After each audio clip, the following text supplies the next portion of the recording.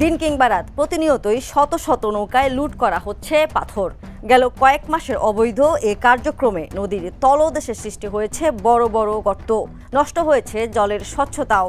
কয়েকদিন আগেও যে স্বচ্ছ জল এবং পাথরের সৌন্দর্যে মুগ্ধ হতেন হাজার হাজার পর্যটক, আজ তা পরিণত হয়েছে বিরান ভূমিতে।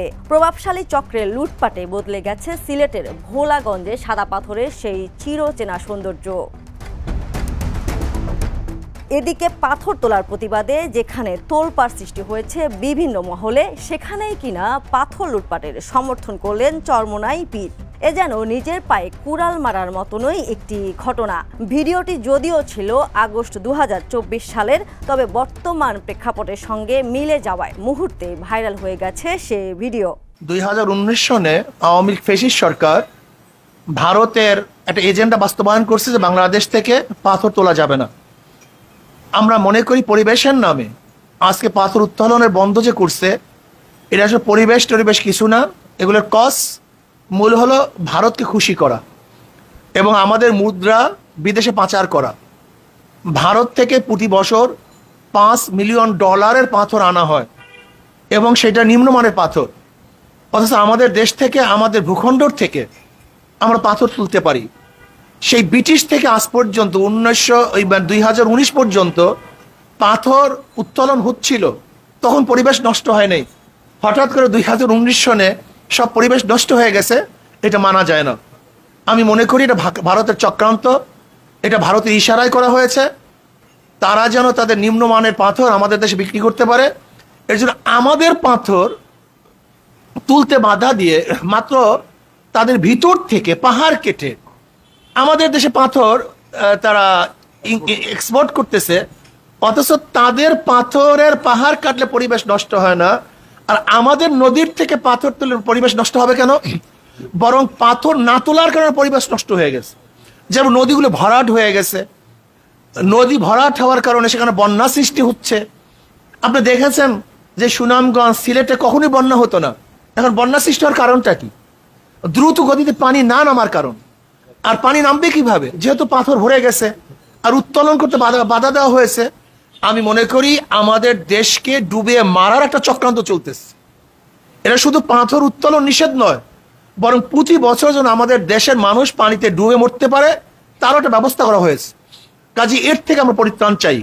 কোনো অবস্থাতেই পরিবেশের দোহাই দিয়ে আমাদের সম্পত্তিকে যারা বাধা দিবে এবং যারা আমাদেরকে ডুবিয়ে এবং চুবিয়ে মারার চেষ্টা করবে, এটা আমরা কোনো অবস্থাতে মানতে পারি না।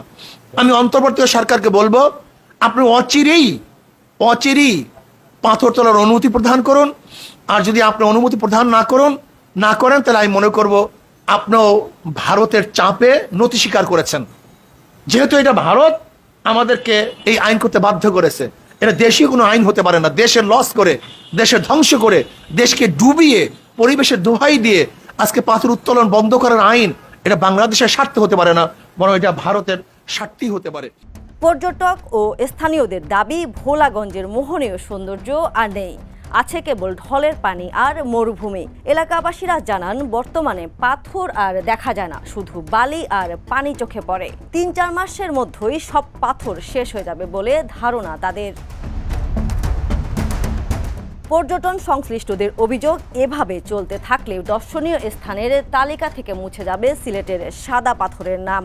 পাথর খেকোদের বিরুদ্ধে প্রশাসনের কার্যক্রম পদক্ষেপ না থাকায় অবাধে সাদা পাথর তোলা হচ্ছে বলে অভিযোগ পরিবেশ কর্মীদেরও। বাংলাদেশ পরিবেশ আইনবিদ সমিতি সিলেট বিভাগীয় সমন্বয়ক শাহেদা বলেন, প্রশাসন এখানে কোনো কাজই করছেন না। পাথর সংরক্ষণের জন্য যেসব পদক্ষেপ নেওয়া দরকার তা করা হচ্ছে না।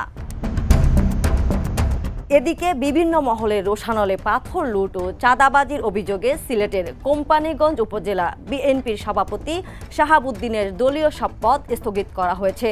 সোমবার বিএনপির কেন্দ্রীয় সিনিয়র যুগ্ম মহাসচিব রুহুল কবির রিজভী স্বাক্ষরিত বিজ্ঞপ্তিতে তার পদ স্থগিতের কথা জানানো হয়।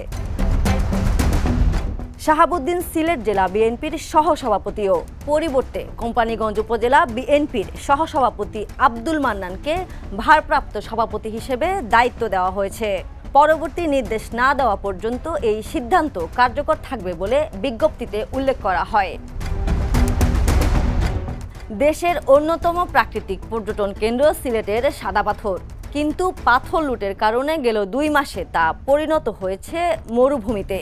স্থানীয়দের অভিযোগ, প্রকাশ্যে লুট হচ্ছে পাথর, জড়িতরা প্রভাবশালী হওয়ায় প্রতিবাদ করার সাহস পান না তারা। ফলে একদিকে সৌন্দর্য হারিয়ে যাচ্ছে, অন্যদিকে নষ্ট হচ্ছে পরিবেশ। এতে হুমকিতে পর্যটন সংশ্লিষ্টদের জীবন জীবিকা। ফারজান ইলা, দ্য নিউজ।